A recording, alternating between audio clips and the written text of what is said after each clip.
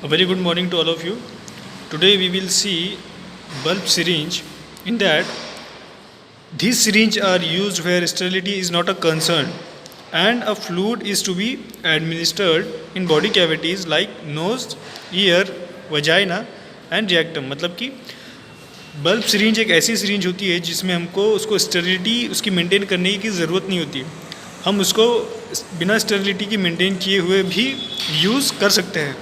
और इसका यूज़ क्या है कि हमको इसको बॉडी कैविटीज़ जो होती है हमारी लाइक नोज़, ईयर, वजाइना, रिएक्टम, तो इस तरह की बॉडी कैविटी में अगर हमको किसी तरह का ड्रग्स या किसी तरह का फ्लूइड इंसर्ट करना है तो हम इस तरह की सिरिंज का यूज़ कर सकते हैं। So this syringe have a wall for wound, infection, irritation and anaemia. मतलब कि ये जो सिरिंज है उसमें एक वॉल होता है ताकि जिस तरह की जो कंडीशन होती है हमारी बॉडी में, अगर किसी तरह का वुंड्स है, किसी तरह का इन्फेक्शन है या किसी तरह की हमको इरिटेशन हो रही है हमारी कैविटीज़ के अंदर, नोज़ में या ईयर में एक्सेट्रा, तो उस तरह की कैविटी में हम इस तरह की सिरिंज को यूज़ करके जो भी हम ड्रग एडमिनिस्टर करना है हमको वहाँ पर, तो हम वो वहाँ पर उसको कर सकते हैं। So in that the nature of the bulb, length and tip of the nozzle varies depending where it is use. मतलब कि जो बल्ब सिरिंज है उसका जो साइज़ है, उसका जो लेंथ है,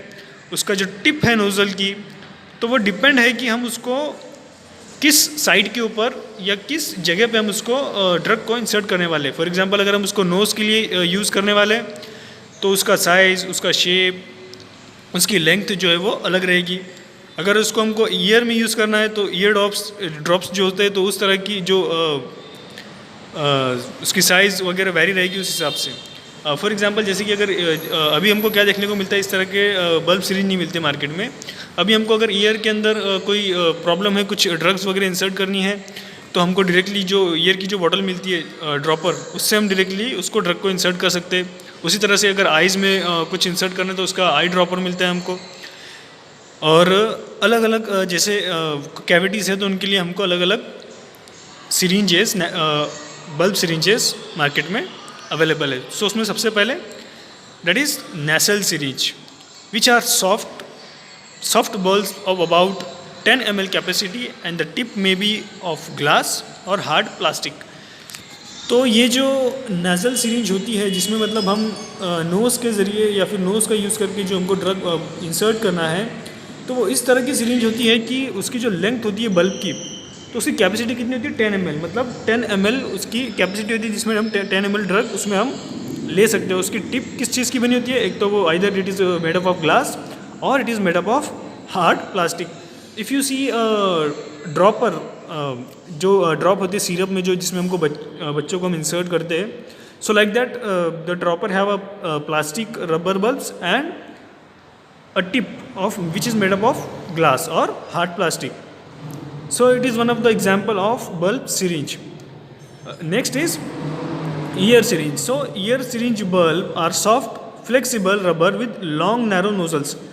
Ear syringe क्या होती है कि एक ऐसी सिरिंज होती है जिसमें सॉफ्ट और फ्लेक्सिबल रबर होता है, लेकिन जो उसका जो नोज़ल होता है, जो नैरो नोज़ल होता है, उसकी साइज़ कैसी होती है, लॉन्ग होती है। वो किस लिए होती है, ताकि हमको जो ड्रग है वो हम हमारी जो ईयर की जो कैविटी है वो नैरो और लॉन्ग होता है। किस लिए, क्योंकि जो ड्रग है वो हम हमारी ईयर में अंदर जाकर उसको इंसर्ट कर सके, तो इसलिए उसका जो नोज़ल होता है वो कैसे होता है, नैरो। तो यहाँ पे पर्पस के हिसाब से अलग अलग उनके साइज़ और शेप हमको देखने को मिलती है। जैसे कि अगर नोज़ है तो उसका टिप नैरो रहेगा।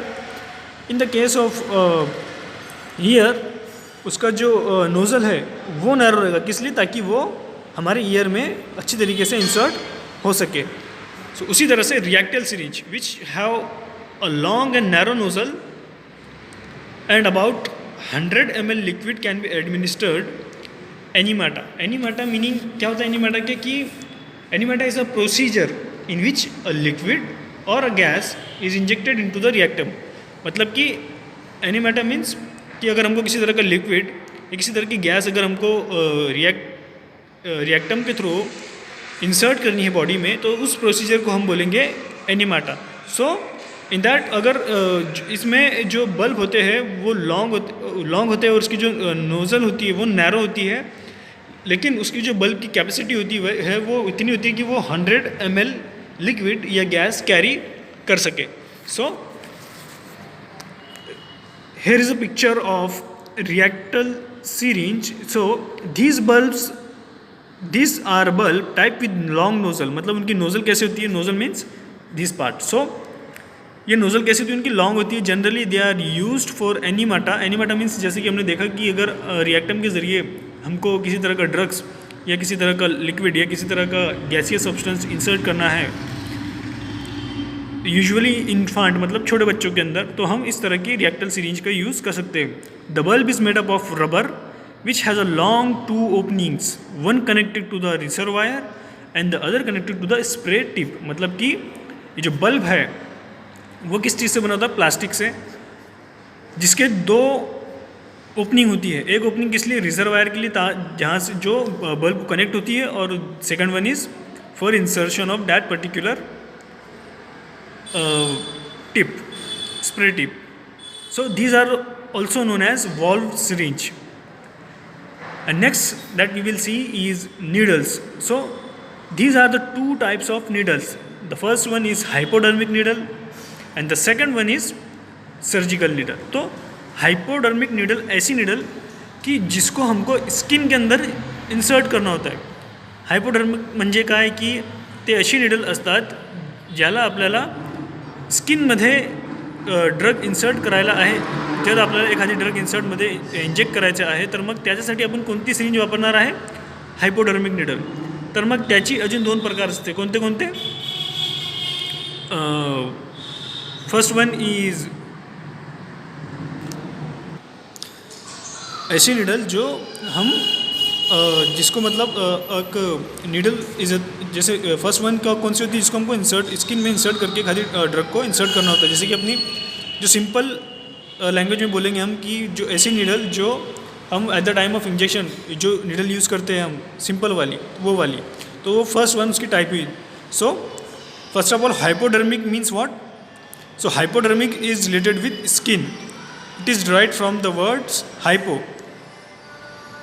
Hypo means below or under the skin, or dermis means skin. So hypodermis. So hypodermis means what? Below the skin. अगर हमको एक ड्रग यूज़ करना है तो उसके लिए हम जो नीडल यूज़ करेंगे उसको बोलेंगे hypodermic needle. So the first one needle is a thin hollow tube attached to a plastic hub. मतलब कि ये जो हब है ये प्लास्टिक हब है जो जहाँ से हमको वो सिरिंज से कनेक्ट होता है और वो सिरिंज से फिर हम ड्रग इसमें इंजेक्ट करते हैं. और कैनुला मीन्स एक ऐसा पाइप होता है जो कि ड्रग को कैरी कर सके और या ट्रांसफ़र कर सके ब्लड. हमारी जो स्किन है उसके अंदर ये टिप होती है जो हमको इंसर्ट करनी होती है स्किन के अंदर. और इस नीडल के ज़रिए, इस कैनुले के ज़रिए वो drug by using with this cannula और दिस नीडल और this needle we can insert our drug into the body of human. And the second one is a lumbar puncture needle is used to withdraw CSF. CSF means what? Cerebrospinal fluid, and it is about 10 centimeter long. मतलब कि ये series कैसे होती है कि इसका purpose क्या है कि इसको एक ऐसी कंडीशन जिसमें हमको बॉडी से सेरिब्रोस्पाइनल फ्लूइड, ये कहाँ पर होता है? स्पाइनल कॉर्ड के अंदर. तो अगर वहाँ से हमको सेरिब्रोस्पाइनल फ्लूइड को विथड्रॉ करना है, निकालना है, तो ऐसी सिचुएशन में हम इस तरह की नीडल का यूज़ करते हैं. सो इसकी जो लेंथ है वो कितनी है? 10 centimeter. So these are the complete set of lumbar puncture needle, and these are the stylet which is connected to the syringe. And from this, by using this needle, we can suck or we can withdraw the cerebrospinal fluid in that particular human body. So next one that we will see is surgical needles. Surgical needles means what? अशी needles जे आपण सर्जरीमध्ये use करता for the purpose of stitches और suturing और ligating purpose. So these are the thin and solid and are used for suturing and ligating purpose. So what is mean by suturing and ligating? So suturing, which is a procedure in which we stitch or raw of stitch holding together the edges of a wound. और surgical incision, मतलब कि surgical procedure में अगर हमने कोई incision दिया है या एक्सीडेंट या किसी का एक्सीडेंट हुआ है जिसमें उसका जो स्किन है या फिर उसका जो स्किन का लेयर है वो कट हो चुका है, उसको अब हमको टाई करना है, उसको अगर हमको स्टिच करके उसको स्टिच करना, तो by using with the help of this needle we can stitch, we can suture this all kind of.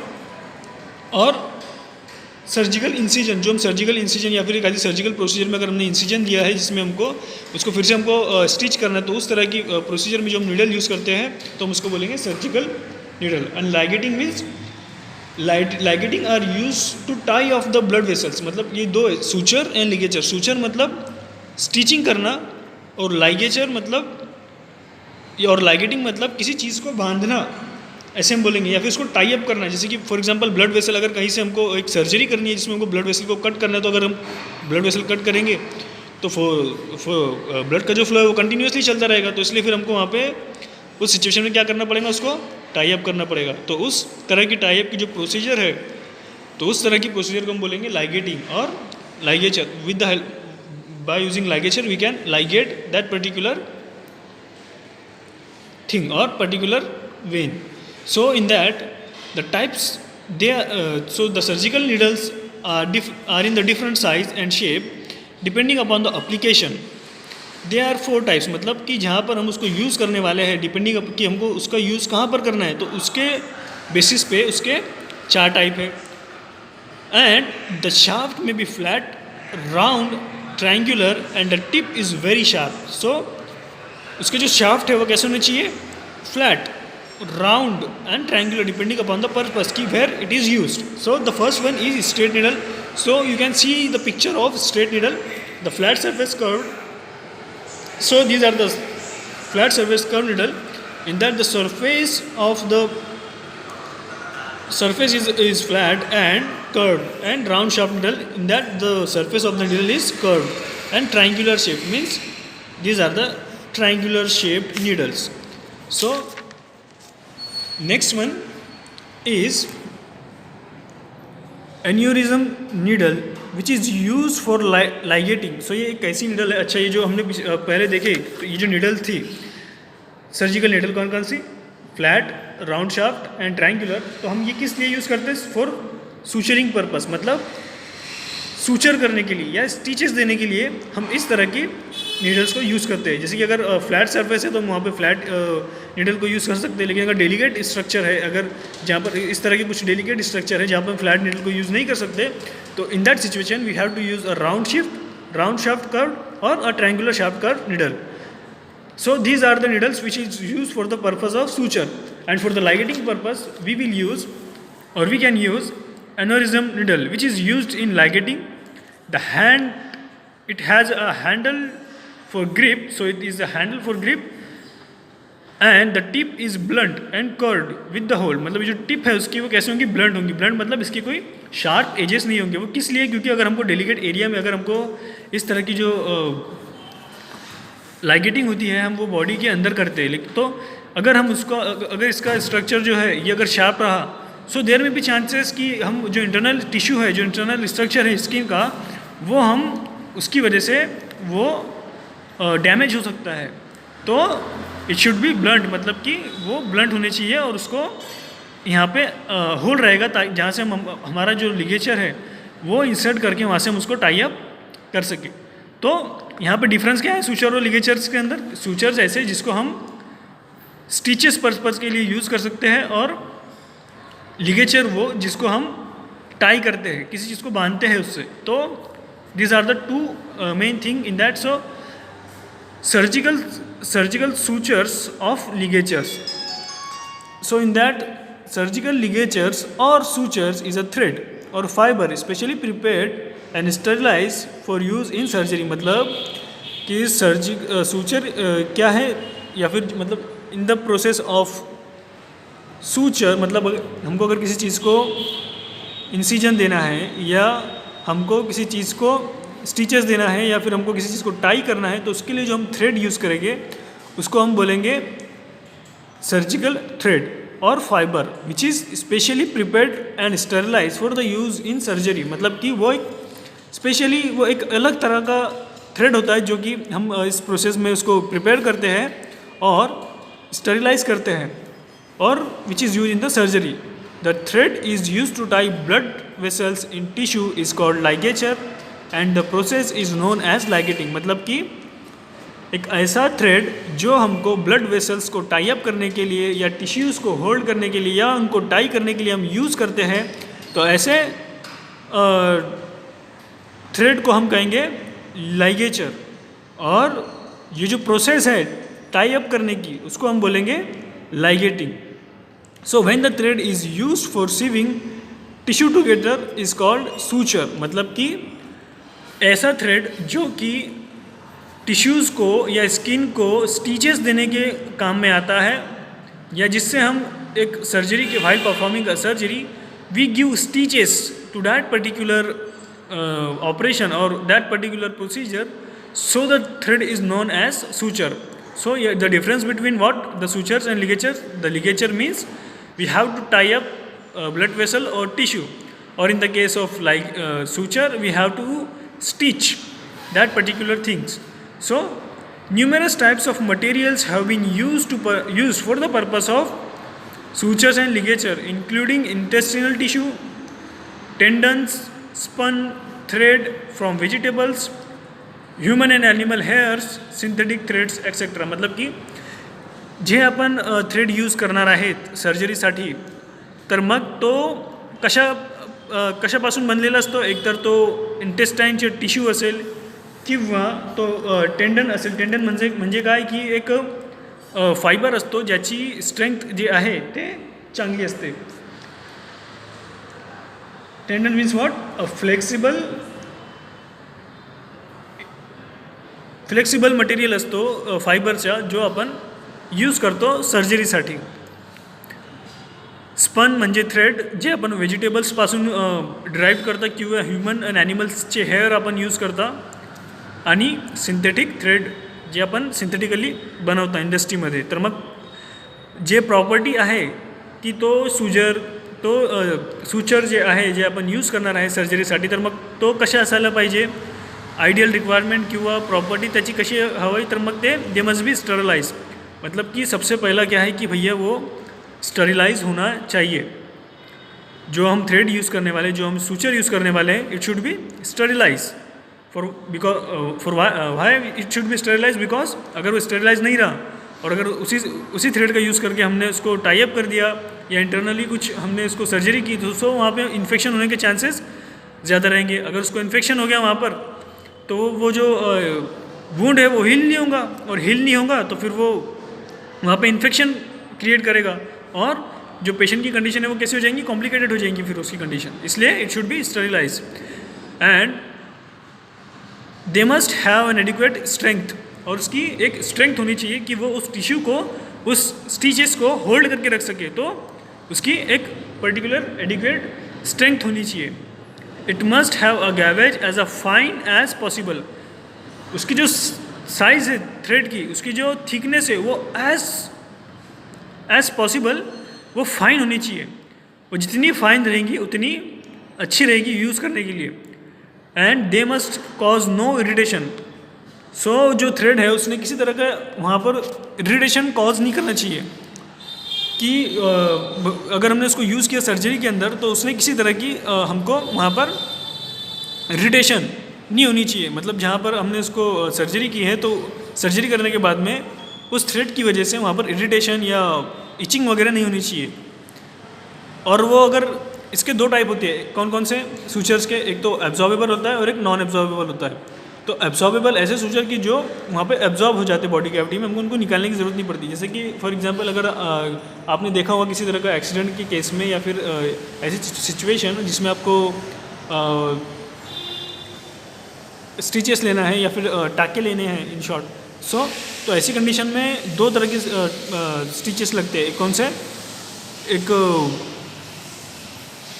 Absorbable और नॉन एब्जॉर्बेबल, म्हणजे पिघलने वाले और नहीं पिघलने वाले. या तो जो एब्जॉर्बेबल होते हैं वो कौन कौन से होते हैं कि ऐसे जो एब्जॉर्ब हो जाते हैं, और जो नॉन एब्जॉर्बेबल म्हणजे कैसे, मतलब कौन से, जिनको हमको स्टिचेस देने के बाद में उनको फिर वहाँ से हमको निकालना पड़ता है.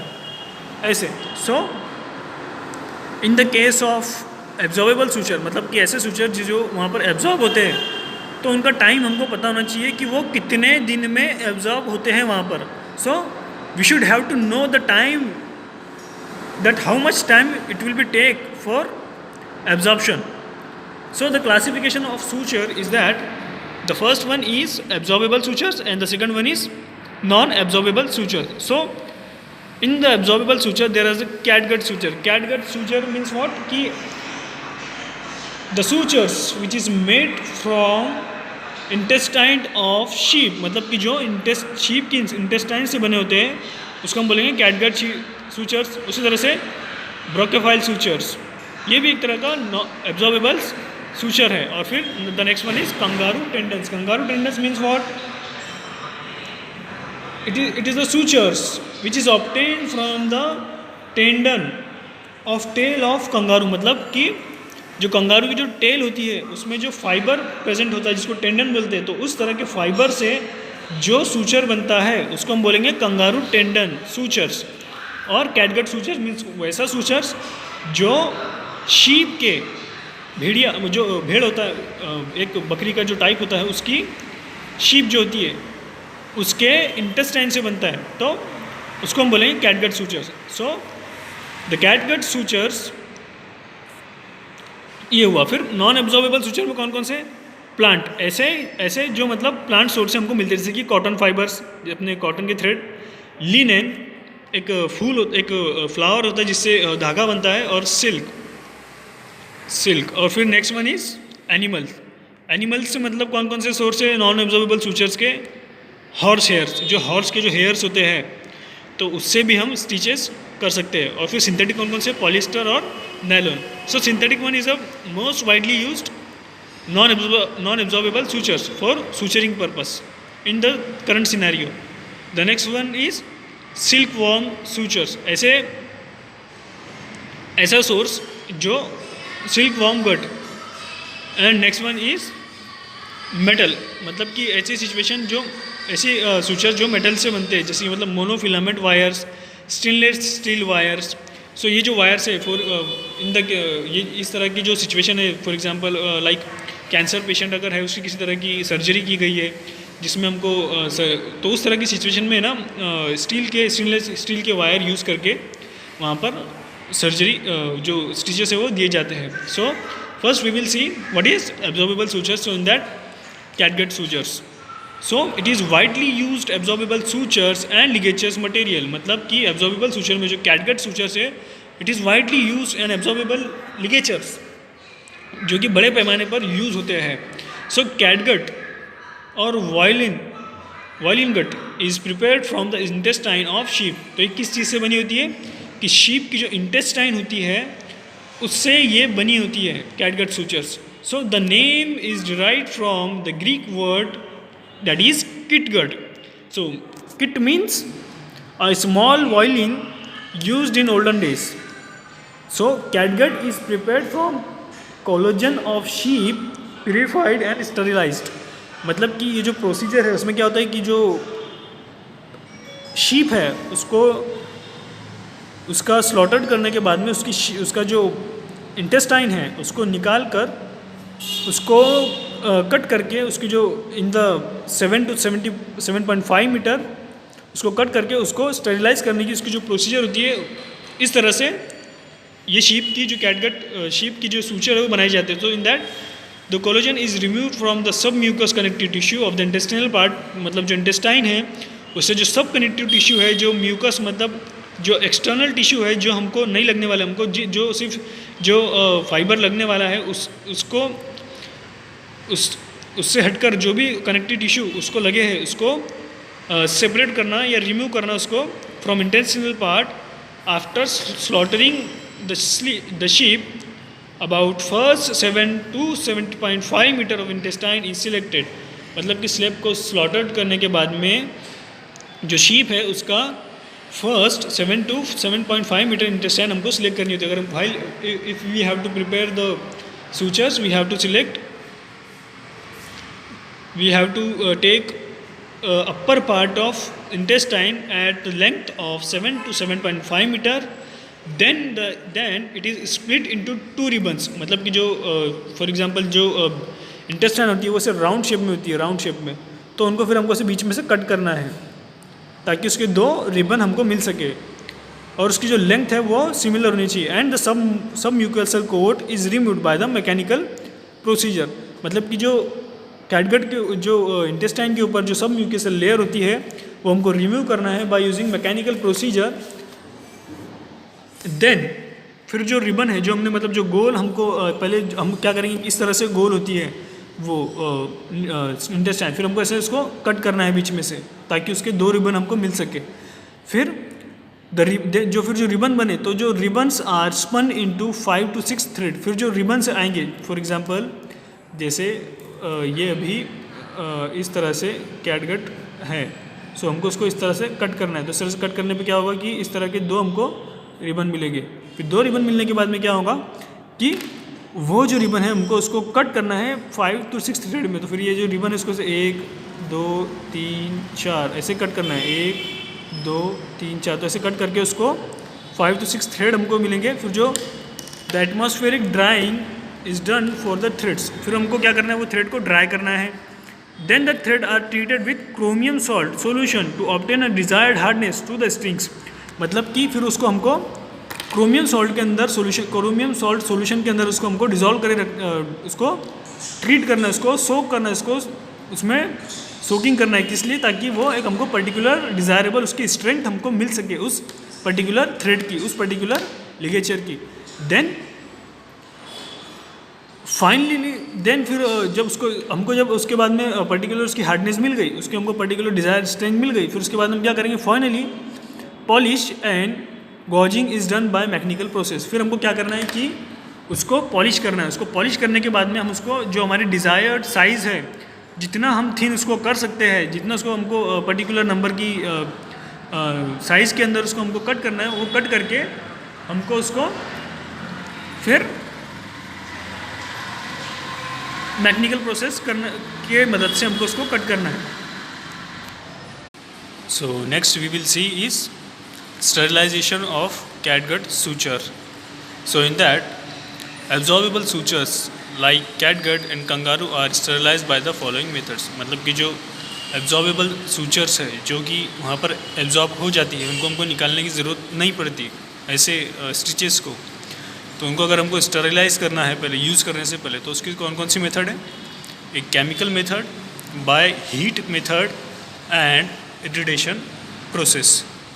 So in the first, that is chemical method, in that in the beginning of 20th century, iodine solution was used to a wide extent in Germany, which means कि 20th century के अंदर जो कैटगट को sterilise करने के लिए क्या करते थे कि आयोडीन का जो सॉल्यूशन होता है वो यूज़ करते थे जर्मनी में. आयोडीन का सॉल्यूशन क्यों यूज़ करते थे, क्योंकि आयोडीन क्या है, इट्स एन एंटी बैक्टीरियल. उसके अंदर फॉर एग्जांपल जैसे भी सिंपल लैंग्वेज में, जैसे आपको अगर कुछ लगता है, कुछ इंजरी वगैरह होती है, आपको कोई ड्रेसिंग करने की ज़रूरत होती है, तो डॉक्टर वहाँ पर एक ब्राउन कलर का लिक्विड यूज़ करता है, पोविडोन आयोडीन बोलते हैं जिसे हम. तो उसी सॉल्यूशन को आयोडीन सॉल्यूशन कहते हैं.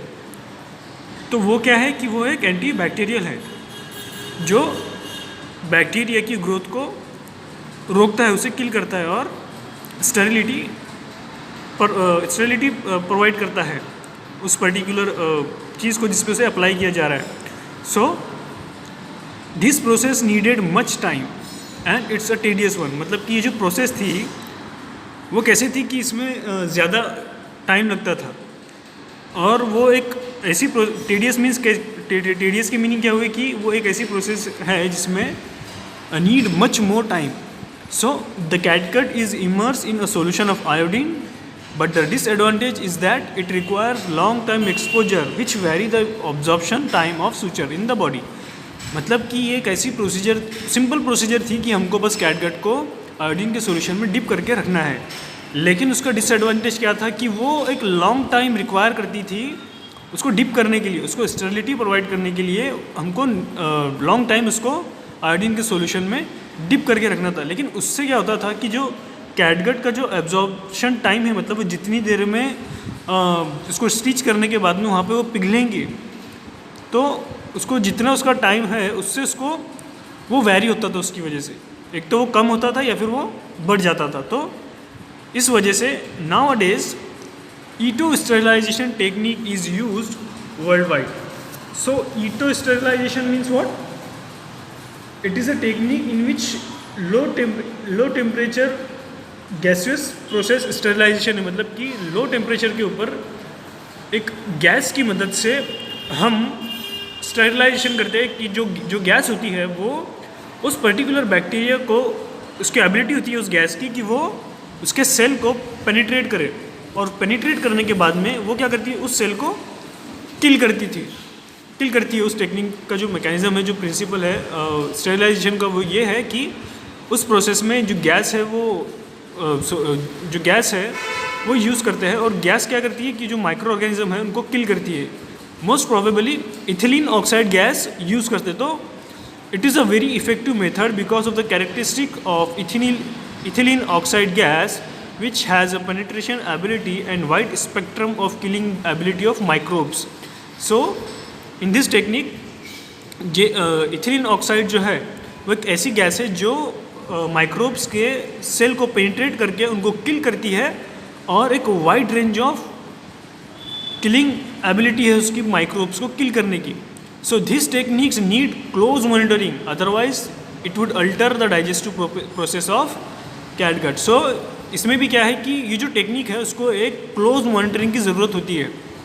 क्योंकि क्या होता है कि अगर हमने इसको क्लोज मॉनिटरिंग नहीं किया तो जो उसका डाइजेस्टिव प्रॉपर्टीज़ है कैटगट की, मतलब जो जितना टाइम उसको रिक्वायर्ड है कि उस टाइम में वो जो स्टिचेस है वो वहाँ पर एब्जॉर्ब हो जाएंगे या पिघल जाएंगे, तो वो उसकी एबिलिटी को उसका जो फॉर एग्ज़ाम्पल किसी कैटगट की प्रॉपर्टी है कि वो फॉर एग्ज़ाम्पल 60 डेज़ के अंदर वहाँ पर वो एब्जॉर्ब हो जाते हैं। लेकिन अगर हमने उसको प्रॉपर उसको ठीक तरीके से उसको मॉनिटर नहीं किया हमने स्टेरिलाइजेशन के प्रोसेस में, तो उसका टाइमिंग बढ़ भी सकता है और कम भी हो सकता है। सो इसलिए हमको उसकी क्लोज मॉनिटरिंग बहुत ज़रूरी है। ये किस लिए? क्योंकि अगर वो वक्त पर टाइम पर अगर वो वहाँ पर एब्जॉर्ब नहीं हुआ तो देर में भी चांसेस कि इन्फेक्शन और फैले, या फिर जो इन्फेक्शन और फैलेगा और फिर और ज़्यादा उसकी कॉम्प्लिकेशन बढ़ेगी। इसलिए उसका जो प्रॉपर टाइमिंग है उसमें ही वो एब्जॉर्ब वहाँ पर होना चाहिए। And the next one is by heat method. So in that as a name suggest that first one method that is chemical method, कि इसमें हम केमिकल का यूज़ करते हैं स्टेरिलाइजेशन के लिए। फॉर एग्जांपल आयोडीन, और नाउअडेज ईटो स्टेरिलाइजेशन मीन्स हम क्या यूज़ करते हैं इसमें, इथिलीन ऑक्साइड गैस। और बाय हीट मेथड इसमें हम हीट यूज़ करते हैं, मतलब स्टेरिलिटी मेंटेन करने के लिए हम हीट यूज़ करते हैं। तो in that the gut contains 15 to 25% of moisture. Heating above 80% में cause hydrolysis resulting into formation of gelatin. मतलब जो कैटगट होता है उसमें 15 to 25% मॉइस्चर होता है, और अगर हमने उसको 80 डिग्री सेल्सियस के ऊपर हीट किया तो क्या होगा कि उसमें हाइड्रोलिसिस होगा वहाँ पर, मतलब कि जो पूरा मॉइस्चर है वो पूरा निकल जाएगा, और जो फिर हमारा जो सूचर है वो जिलेटिन के अंदर फॉर्मेशन हो जाएगा उसका। जिलेटिन मतलब एक वो उसका जो एबिलिटी है जैसे वो सॉलिड थ्रेड रहेगा, तो सॉलिड थ्रेड की जगह पे अगर हमने उसको 80 डिग्री सेल्सियस के ऊपर हीट किया तो वो उसका हाइड्रोलिसिस होकर वो जिलेटिन फॉर्म हो जाएगा। जिलेटिन मतलब वो सेमी लिक्विड में हो जाएगा, तो वो फिर हमारे किसी यूज़ का नहीं। So therefore boilable and non boilable methods are adopted. तो इस तरह की जिलेटिन फॉर्म ना हो बाय हीट मेथड से, इसलिए दो तरह के सूचर्स कैटगट बोलेंगे हम जिसको, वो होते हैं कौन कौन से, boilable and non boilable methods are adopted. This comprises the following step. अब बायोलेबल और नॉन बायोलेबल क्या है वो हम उसको आगे डिस्कस में डिटेल में देखेंगे। सो स्टेरिलिटी की इसकी प्रोसेस क्या है, This comprises the following step. The first one is tubing. So a suitable length of gut is taken and collide on a heat resistant fiber plate and then it is placed in a tube. मतलब कि tubing कैसे करते हैं कि जो हमको सबसे पहले हम क्या करते हैं कि जो गट है, जो हमारा कैटगट है, जो हमारी डिज़ायर उसका लेंथ है, जितना हमको उसको लेंथ चाहिए, फॉर एग्जांपल जैसे हमको उसका 15 सेंटीमीटर की लेंथ चाहिए, तो वो लेंथ लेकर हम उसको कॉइल्ड करते हैं। उसको हम मतलब ऐसे कॉइल्ड करना मतलब बांधना, उसको ऐसे कॉइल्ड करते हैं एक हीट रेजिस्टेंट फाइबर के ऊपर, जिसके ऊपर हीट का वो रेजिस्टेंट होता है। उसको हीट से मतलब हीट दिए तो वो हीट रेजिस्टेंट होता है, मतलब वहाँ पे हीट नहीं लगती उसको, heat resistant fiber plate. And then it is placed in a tube. फिर हम उसको क्या करते हैं, ट्यूब में प्लेस्ड करते हैं। Then the tube is labelled as heat resistant by an ink. फिर हम क्या करते हैं कि उसको एक ट्यूब में डालने के बाद में उसको लेबल करते हैं कि ये हीट रेजिस्टेंट है। फिर उसके बाद ड्राइंग उसी कैसे करते हैं, then these tubes are placed in a basket and dried in an oven. फिर जो ट्यूब है उसको हम बास्केट में रख के ड्राइंग करते हैं ओवन के अंदर। The temperature is raise slowly to prevent any damage to gut. मतलब जो टेम्परेचर है वो हम उसको उसका धीरे धीरे धीरे करके एक्सीड करना होता है, बढ़ाना होता है। एकदम से उसको हम बढ़ा नहीं सकते। After drying it thoroughly sterilization can be done by 2 ways. जब पूरी तरीके से ड्राइंग हो जाती है तो उसके बाद में हमको 2 वेज में उसको स्टेरलाइज करना है। The first one is the basket of tube is placed into an autoclave containing an anhydrous fluid like xylene और toluene at 160 degree Celsius for several hours. मतलब कि जब हमने उसको ड्राई कर लिया तो ड्राई करने के बाद हम क्या करेंगे, उस ट्यूब को ऑटोक्लेव में रखेंगे अनहाइड्रस सॉल्यूशन के साथ। अनहाइड्रस सॉल्यूशन मतलब कि ऐसा solution which does not contain water. So like for example xylene और toluene at which temperature 160 degree Celsius for several hours. Then alternatively the heating may be done in non-pressure vessel at 160 degree Celsius using high boiling anhydrous fluid. मतलब कि जो फिर हम जो alternatively हम क्या करेंगे, उसके साथ में हीटिंग करेंगे उसको नॉन प्रेशर वेसल के अंदर।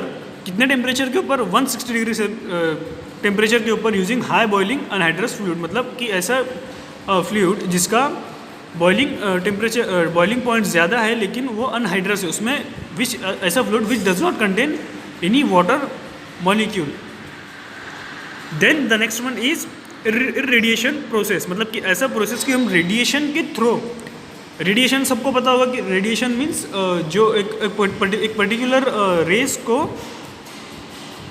सरफेस पे डालना, तो उसको हम बोलेंगे, उसके ज़रिए उसको हम स्टेबिलिटी प्रोवाइड करते हैं तो उसको बोलेंगे हम radiation process. So in this method the gut is packed in an aluminium foil containing IPA। IPA means isopropyl alcohol 90% as a preservative. मतलब जो आइसोप्रोपिल अल्कोहल है, हमको जो कैटगट है उसको एल्यूमिनियम फॉइल में रखना है which contain 90% isopropyl alcohol as a preservative. मतलब कि वहाँ पर किसी तरह की माइक्रो ऑर्गेनिज्म की ग्रोथ ना हो, इसलिए हम आइसोप्रोपिल अल्कोहल 90% यूज़ करते हैं उसमें।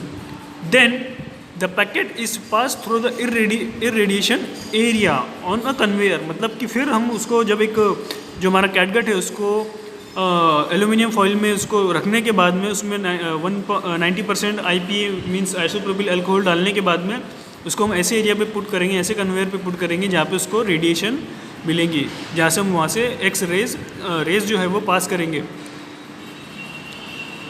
Then before opening the final pack it is immerse in the solution of 1% formalin and 90% IPA। फिर जैसे ही हमने उसको रेडिएशन एरिया से पास किया, उसके बाद में वो पैक ओपन करने से पहले हम क्या करेंगे, उसको जो हमारा पैकेट है उसको हमको डिप करना है, इसको हमको इमर्स करना है किसमें, उसमें हमको भिगोना है किसमें, 1% फॉर्मेलिन में एंड 90% आइसोप्रोपिल अल्कोहल में। सो उसके बाद हम यहाँ पे देखेंगे कि भाई बायोलेबल एंड नॉन बायोलेबल सूचर क्या होता है। जैसे कि हमने तो पहले क्या देखा कि क्या जो सूचर्स होते हैं जो हमको जिससे हम स्टिचेस देते हैं वो कितने तरह के होते हैं, 2 तरह के। कौन कौन से, एब्जॉर्बेबल, नॉन एब्जॉर्बेबल। तो एब्जॉर्बेबल में कौन कौन से आ गए, कैटगट, ब्रोकोफाइल, कंगारू टेंडन्स। और नॉन एब्जॉर्बेबल में ऐसे जो एब्जॉर्ब नहीं होते उनको हमको निकालने की ज़रूरत होती है स्टिच करने के बाद में। तो कौन कौन से हो गए, कॉटन फाइबर्स हो गए, नायलॉन के थ्रेड हो गए, फिर सिल्क वर्म हो गए, स्टेनलेस स्टील वायर हो गई। तो उसके बाद में अब जो एब्जॉर्बेबल सूचर्स है जैसे कि कैटगट, तो उसमें और दो टाइप है, कौन कौन सी, बायोलेबल एंड नॉन बायोलेबल। तो ये क्या होता है यहाँ पे, if any tube containing fluid, if any tubing fluid contains any water, the tube of gut is label as non boilable. मतलब कि अभी देखो इसमें ना क्या होता है कि जो ट्यूब है, जो शीप की जो ट्यूब जो कैटगट होती है या जो गट होता है या फिर जो सूचर होता है, अगर वो पैकेट में किसी तरह का वाटर फ्लूइड प्रेजेंट है, तुम लोगों ने जो लोग मेडिकल पर काम करते हैं सर्जिकल्स के अंदर उनको पता होगा ये कि दो तरह की ट्यूब जो होते सूचर्स होते absorbable.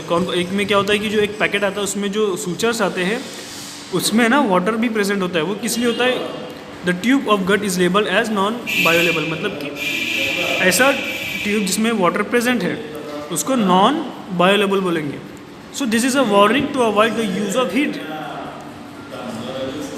Is sterilizing the outside of before opening it. मतलब कि अगर इसमें वाटर प्रेजेंट है तो वहाँ पर उसको नॉन बायोलेबल हमको वार्निंग देनी है, किस लिए, ताकि उसको जब हम स्टरलाइज करें तो हीट की प्रोसेस वहाँ पर हम यूज़ ना करें। अगर हमने हीट प्रोसेस यूज़ किया तो जो वहाँ पे जो वाटर है वो वहाँ पर से इवापोरेट हो जाएगा। इसलिए so this are more popular because of the water keep the gut pliable. मतलब कि जैसे कि जो ये जो है नॉन पाएबल, ये नाउअडेज बहुत ज़्यादा यूज़ होता है। किस लिए, क्योंकि भाई वाटर की वजह से क्या होता है कि जो गट है उसकी इलास्टिसिटी मेंटेन होती है।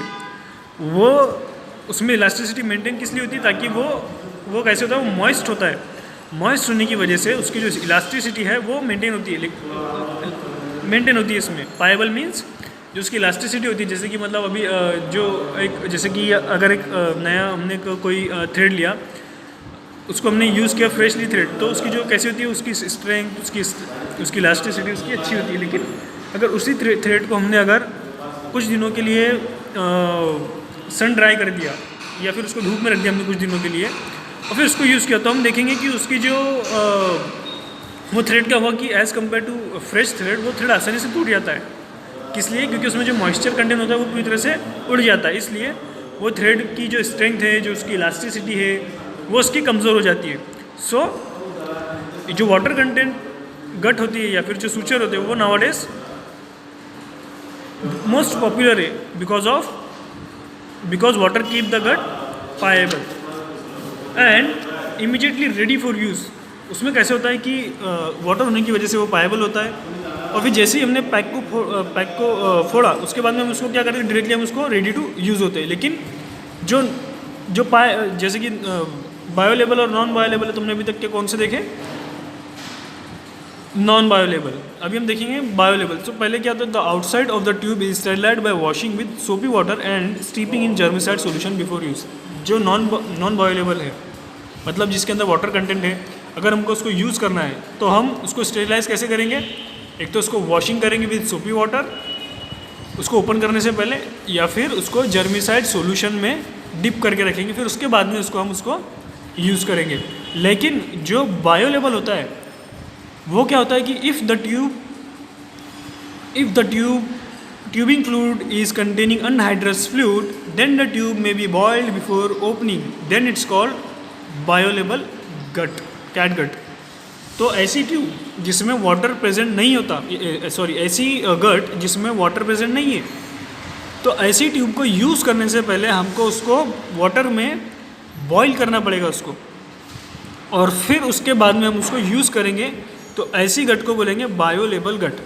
सो क्या डिफरेंस है नॉन बायोलेबल और बायोलेबल के अंदर, कि जो नॉन बायोलेबल है उसमें वाटर कंटेंट प्रेजेंट होता है और वो directly immediately ready to use होते हैं, और उनको स्टेरिलाइज करने के लिए हमको क्या करना होता है, सिर्फ वो जो पैकेट है उसको फोड़ने से पहले हमको उसको सोपी वाटर से या उसको एक जर्मिसाइड के सॉल्यूशन में डिप करके रखना होता है बस, और वो फिर रेडी टू यूज़ होते हैं। लेकिन जो बायोलेबल होते हैं कैटगट, उसको हमको क्या करना पड़ता है कि उसको हमको पहले बॉईल करना पड़ता है वाटर के अंदर, बॉईल करना पड़ता है। बॉईल किस लिए करना पड़ता है? ताकि जो वो मॉइस्ट हो सके, और मॉइस्ट होने की वजह से उसमें हमको फिर वो स्ट्रेंथ, इलास्टिसिटी उसकी मिल सके, इसलिए। So here we end our chapter, that is surgical dressing and supplies, and in the next lecture we will see computers in detail.